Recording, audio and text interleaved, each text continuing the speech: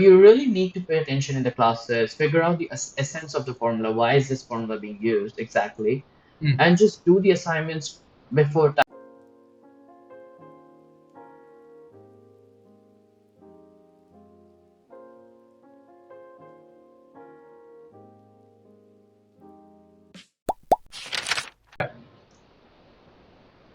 Hello. Hey Mo, how are you doing? I'm good. I'm good. How's it going with you? Good. Welcome back. Welcome back, viewers, for the second episode of the podcast. And today we are going to touch upon the first year of transitioning into engineering. I also want to add in that, like, if you have been watching our videos or if you watched the first episode, if you have any feedback for both of us or either one of us, just leave it in the comments because we would love to take your feedback and improve on it. Um, Definitely, this is definitely my first time. I'm not sure, Arnav, like, if you have ever done anything like this before. I don't think I've ever recorded myself. It's a pretty narcissistic move, but it is what it is. It is what it is, and yeah, you're right. I mean, especially with the video, audio, any question, any comments you guys have, in terms of content, if you guys want to see something new and different, feel free to reach out to us. Anything related to engineering, anything related to coming to Canada, happy to answer any questions. All Hmm. right, Mo. So today's topic, transitioning into engineering, as you know, first year students. Hmm. So I'm gonna try to leave out the immigrant part for today, for today's episode, and I'm gonna just jump in as an engineering student. Like Hmm. you came from high school. We did touch upon the challenges that you faced in high school. Hmm. What were the challenges you thought, like, as a first year student that you faced in university? Right. So I think I might have touched upon this on the last episode a tiny bit, but as I said, I think me going through high school here wasn't a big challenge. Like for me, high school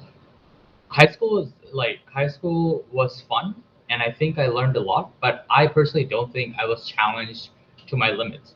I say this because in over the period of 4 years during high school, we needed to graduate with 30 credits from Ontario, and I actually took what I did was like I took some extra credits during summer. So what happened in my fourth year, like high school itself wasn't as challenging anyway, but in my fourth year, I ended up having to take only 6 courses all throughout the year.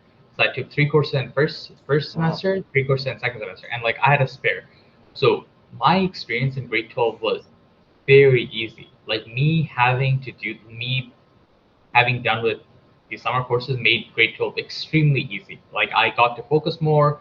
Obviously, it helped me more because I get to like I kind of got to like study more on the courses that I took, which meant like I had a higher um, average getting into university. Hmm.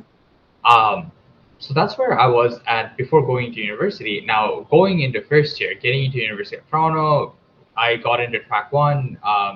I Sorry, Mo. Can you elaborate on what's track one actually? Yeah, for sure. So, background story: I really liked chemistry in high school. So I loved chemistry. You don't understand, like, I don't can't explain how much like solving equations meant to me. Like, balancing out equations. It was just like, damn, this is crazy. And like being, Unfortunately, chemistry did not like you, yeah? bro, no, it's you don't understand. Like I could picture things in my head. Like it's like when people would be like, "Oh, atoms, molecules, like electrons, protons, neutrons, like how they move around, Hmm. SPDF, like all that stuff." Like I could picture all that in my head. I loved it. Um, I really wanted to be a chemical engineer personally, just because of like I thought that's what chemical engineers do. The day that I was applying, I found out about this program called Track One, and Track One is basically a special program offered by University of Toronto, where in first year you get to pick, like you get to study different breadth of all the 8 kind of engineering offered by University of Toronto. So starting for electrical, computer, mechanical, civil, like your general one, all the way down to like material, chemical, Hmm. industrial. I think I might be missing one. Please forgive me if you're if you're studying the one that I'm missing out.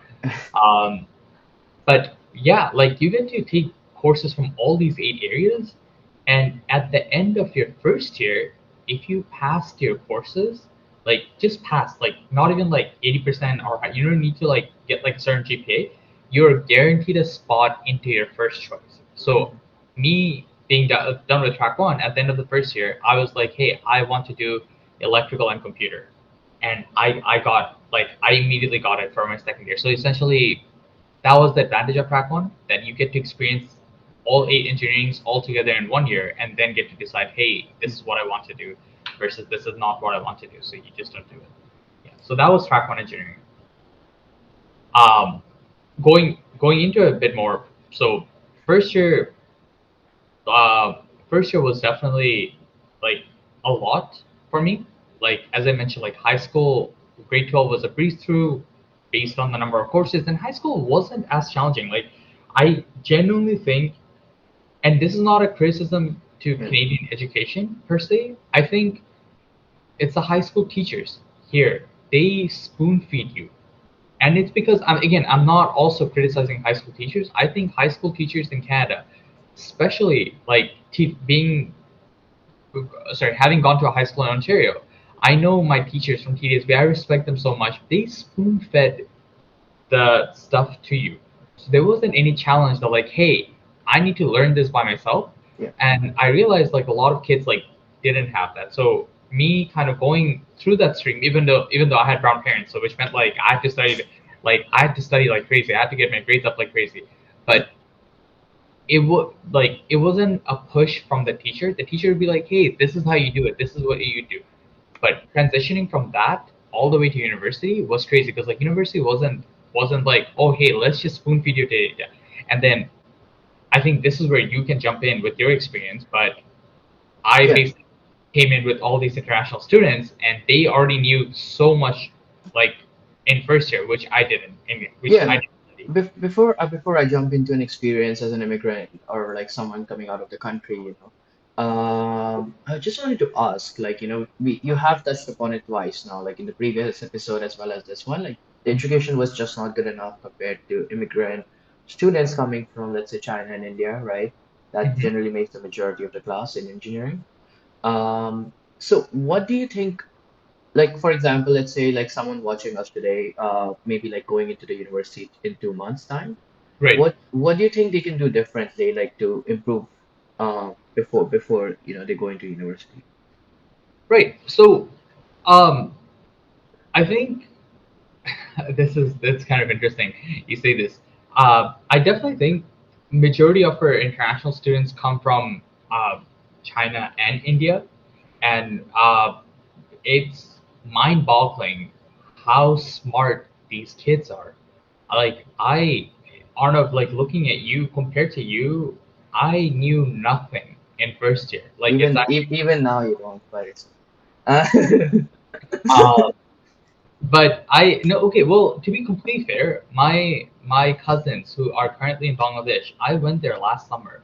My cousin who was in grade 11 was learning stuff that I learned in first year. Like so, the whole first year was an entire catch up of us Mhm. graduating from grade 12 and catching up with kids who learned the stuff in like probably grade 10, grade 11, even maybe in grade 10. So like kids here or like children here because I guess like they're not 18 before they go to university. Children here, I think I, I think it will be a big learning curve for sure. You cannot prepare yourself. So like I personally don't think you can prepare yourself for what's coming in university, and that summer right before university is technically your last break because that summer break after that summer break you're never going as an engineering student. I don't think you're going to have a break ever again. You're going to have classes from like September to April, and then from May all the way till end of August, you will be interning, and I think we'll be touching upon that in a later episode. But I think the idea is like you won't have free time, I so think. enjoy that summer. But if you or someone you know who are like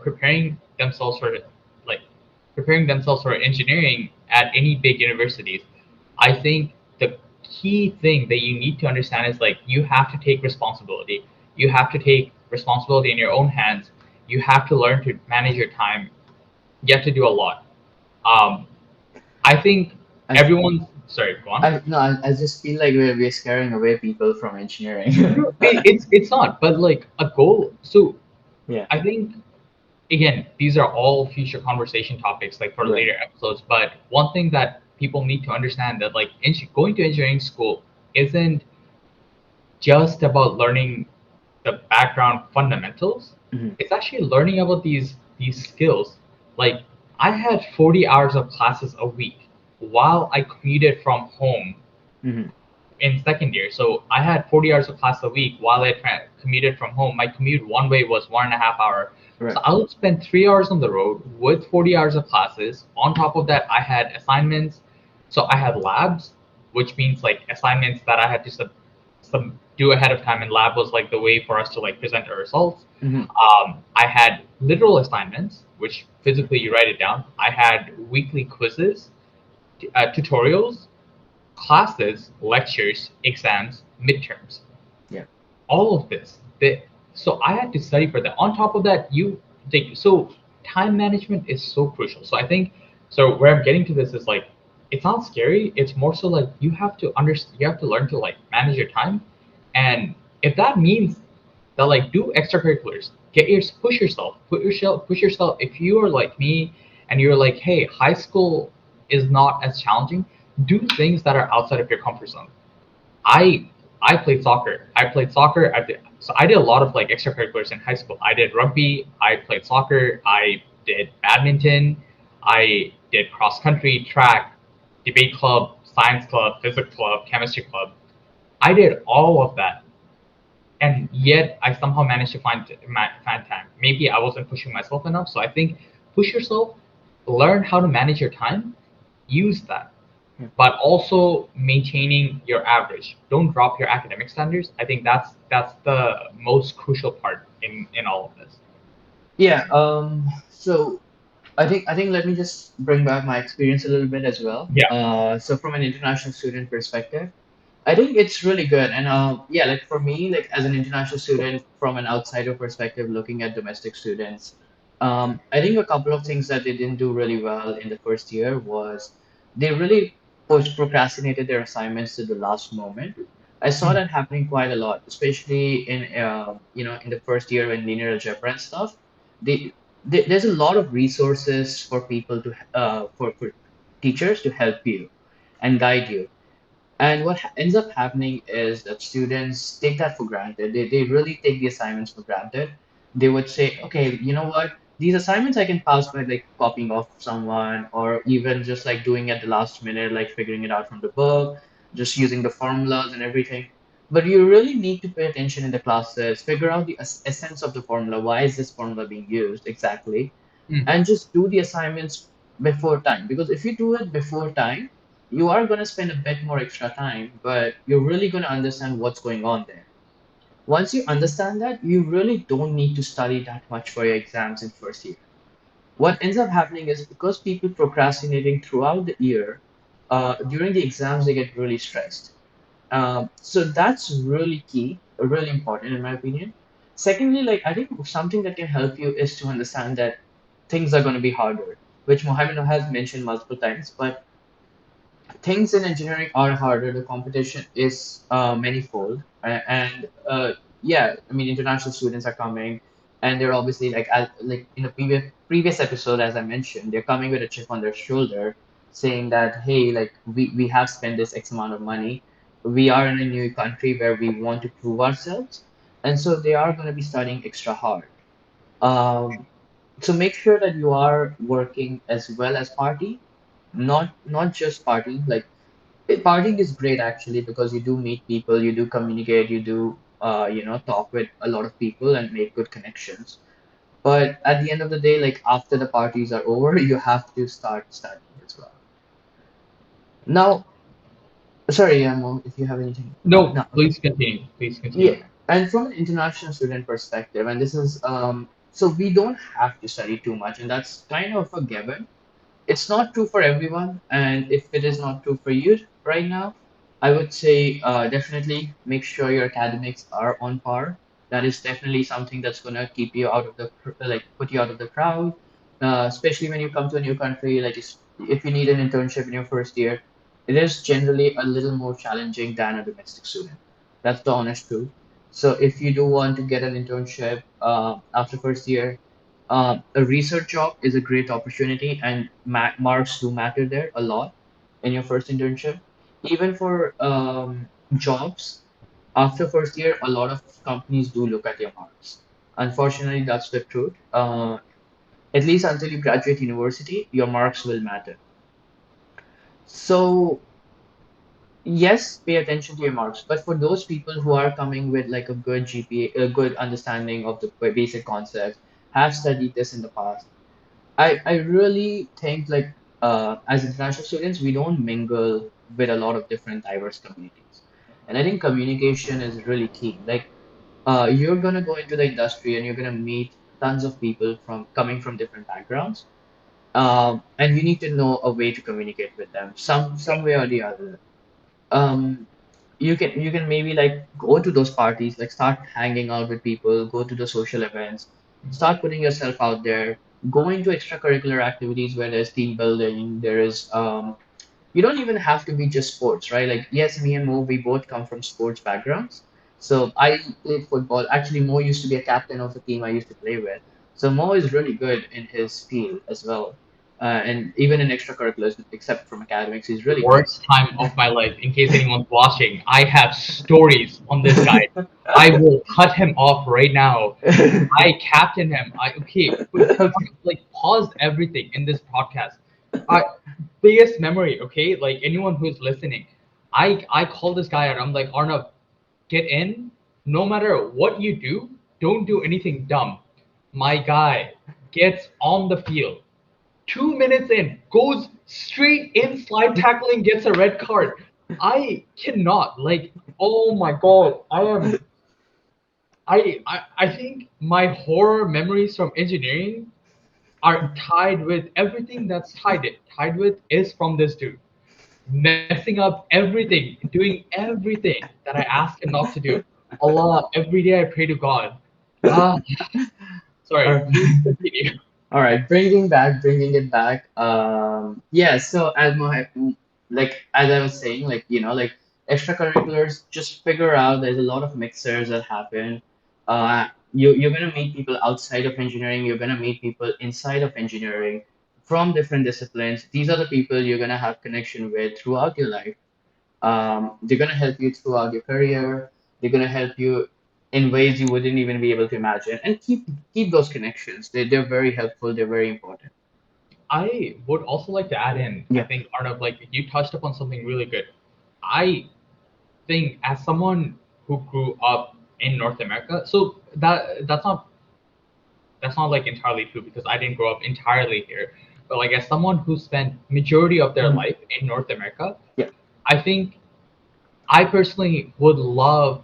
I don't know about other people, but I personally would love to connect with someone who is Bengali. Like I'm Bengali, or someone who's Southeast Asian. Yeah. Just because like I think being growing up here, especially when I was growing up, there weren't a lot of kids going to my high school who looked like me or who did the same things like me. I went to a very predominated Caucasian high school.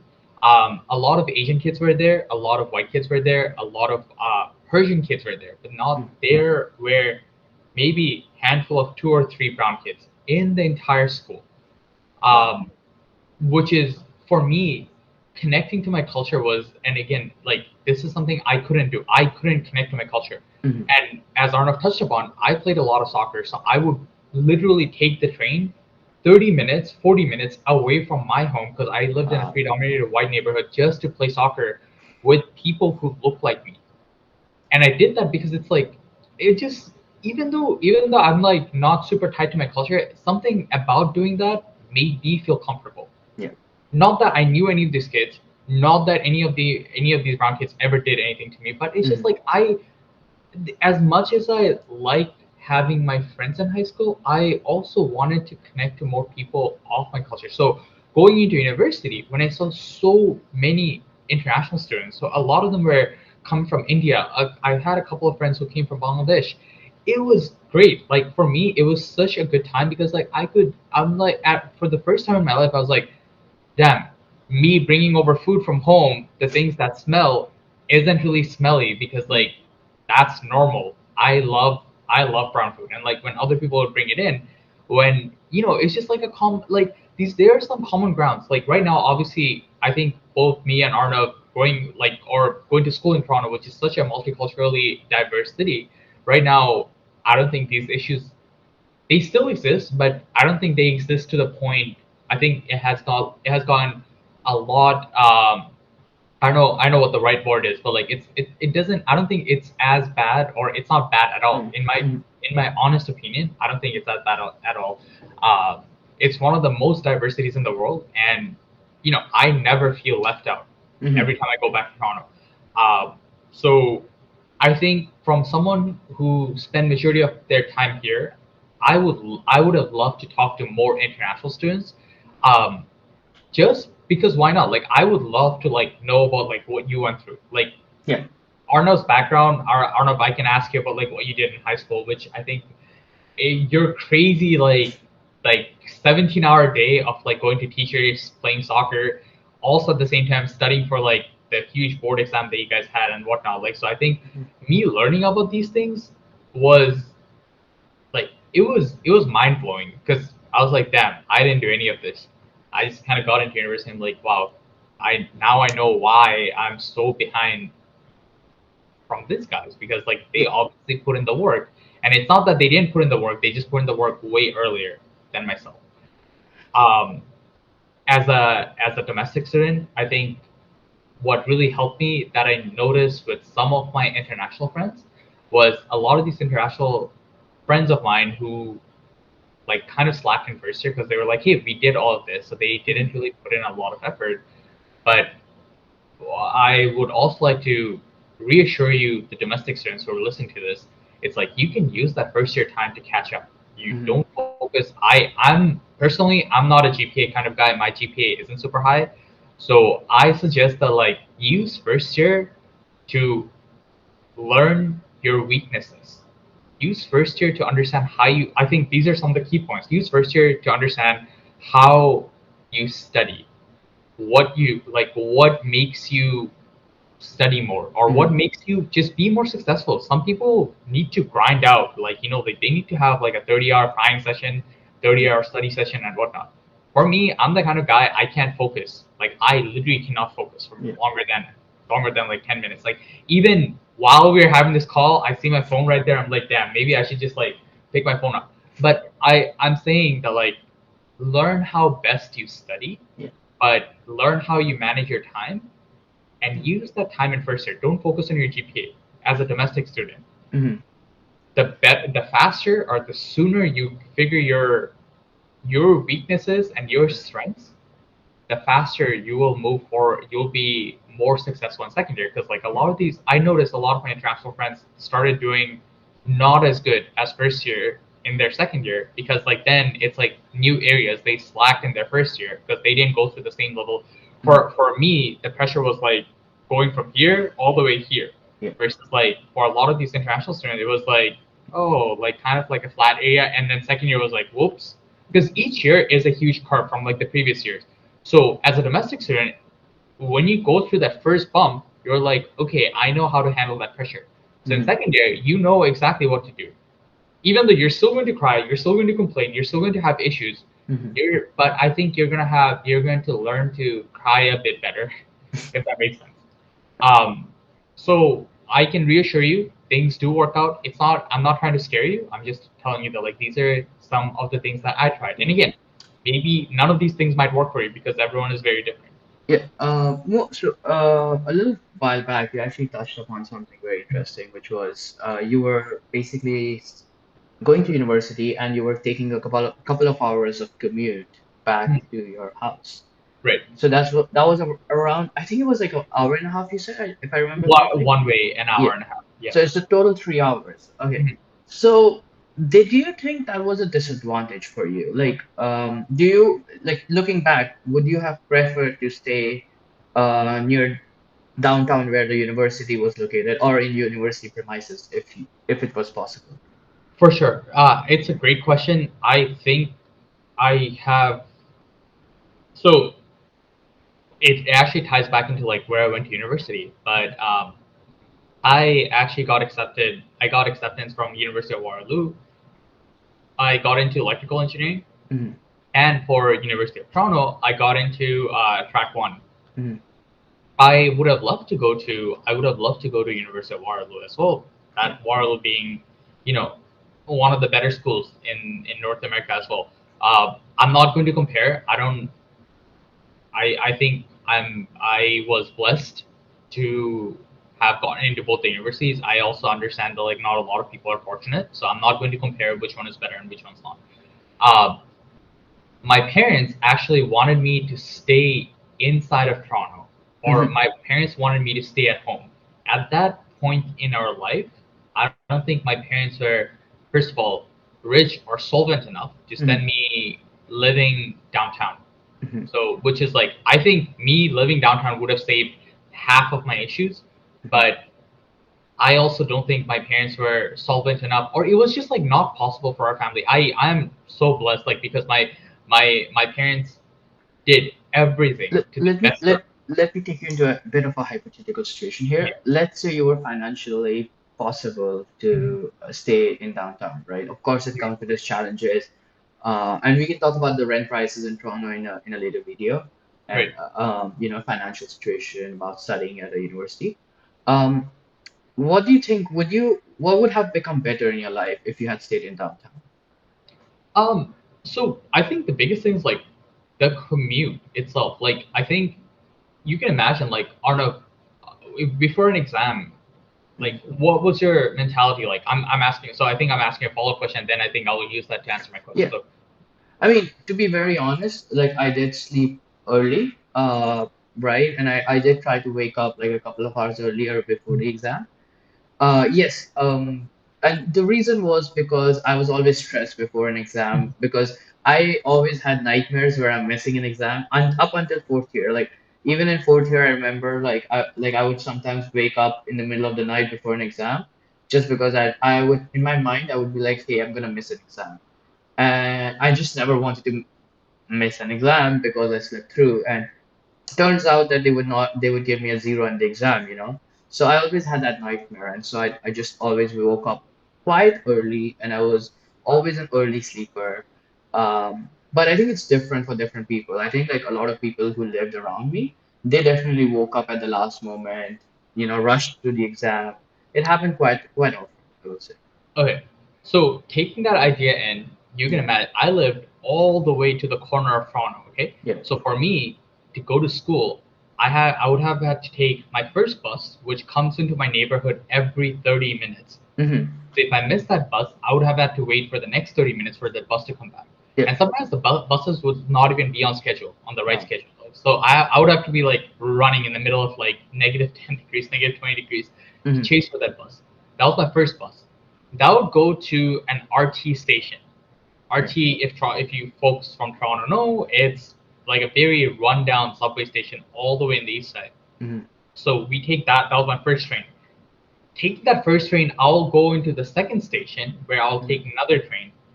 That train runs on the Green Line from Kennedy Station all the way to Bloor and Yonge Hmm. and or St. George. And then from St. George, I would have to take one more train, which would go all the way to Queens Park. So I'm taking Wow. one bus and three trains. Like I Yeah. have to switch. So I had to learn how to utilize this time to study, but Hmm. you can understand that like you can't study when you have to change one bus and three trains. Yeah. It's just impossible. But I tried my best. But I think before an exam, I would get so stressed, and like Yeah. same as you, Arnav. Like I would get so stressed, and I would be very well prepared. But then Yeah.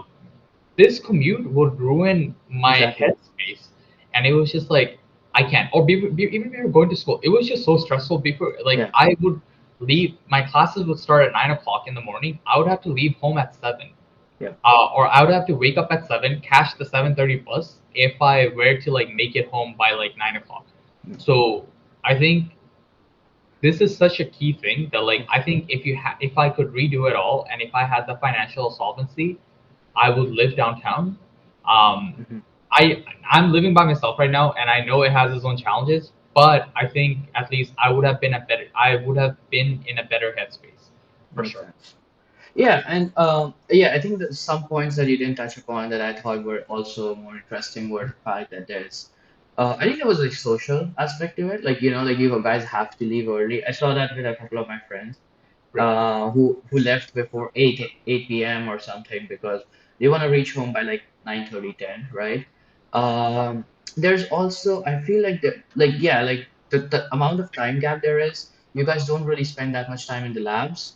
I think like most people don't come over the weekends, so you don't really have that motivation to work on the weekends that often. So personally, yeah, my advice will always be like if you are a student in university and you have the financial support and resources available, I would recommend always be at like near university. There's a bunch of things you can do from the social aspect, from the academic aspect, but also from an extracurricular aspect. For example, I joined the solar race car team, and most of the work for the solar race car team I did was, especially in first year, was uh, like during the weekends. And I think it would have been impossible if you were living an hour away or hour and a half away to come down every weekend to do this. So I do want to touch upon. I tried. Yeah. I even though I lived away from home, I like kind of wanted to maximize my time, and I wanted to kind of like stay away from this like alternate like stay away from this reality that like yeah I have to live downtown. I tried making the most of it, Yeah. um, which means that coming into campus of the weekend, I put in the work. Like yes, it was an hour and a half. Yes, I would do that. And over the weekdays, what I would do is like I would wake up at 7:30.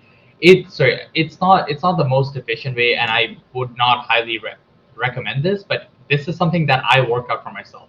So I would wake up at 7, get ready by 7:30, catch my bus, go to campus at 9, go through the whole day, um, finish my classes around 6 o'clock, stay on campus till 10:30 or 10. Like I think I would stay till like 10 or 10:30. Yeah. I'll catch the 10:30 train, which would Hmm. take me home, or which should get me home by 12 o'clock every night. Hmm. After going back home at 12, I'll grab dinner from like 12:30 to 1 o'clock, and then probably study for like maybe 1 more hour till 2, and then I'll sleep from 2 to like 2 to 6 or 2 to 6:30. Like I honestly I think Yeah. what I did was like I used my home to just sleep, and I didn't get to see my parents and my brother as often because at that time I was like I need to focus on my studies, and I was being selfish. Okay. Yeah. So Mo, I think we're actually quite over time at this point. Let's try to wrap it up right now. Sure. How about we do another part for this? I think I want to delve a bit more into the first year aspect. I think I want to touch upon the clubs as well as Mhm. other aspects. And of course, like different universities. So let's stop it here. I think there's a lot of good points that we have mentioned in Mhm. this video already. Yeah. Um, yeah, again, as we mentioned in the previous video, if you have any questions, comments, anything, feel free to comment. We do read every single one of them. Please like the video, subscribe so more people can watch this videos, more people can watch these podcasts, and before university, We're trying to make this brown guy famous. Like honestly, there's brown dudes who are trying to like talk about their experiences, but like honestly, it's more so about like please. making Arnav entertaining. I have tons and tons of memes of Arnav dancing at his sister's wedding. I would love to share them here, and I have so many memes. I think we should talk about like Arnav like giving me. We were on tons of group projects together. If anyone would like to know, this guy gave me hell. I hated this guy. Literally, I don't say this on camera. I don't know how I'm so close with him right now, but like I hated this guy in second year. I think he was my worst Our, friend. I I think cannot I think it's time to stop stop the I video. can't believe that like we came to this point in our life. I anywho. All right, see you, All Mo. right. See you folks.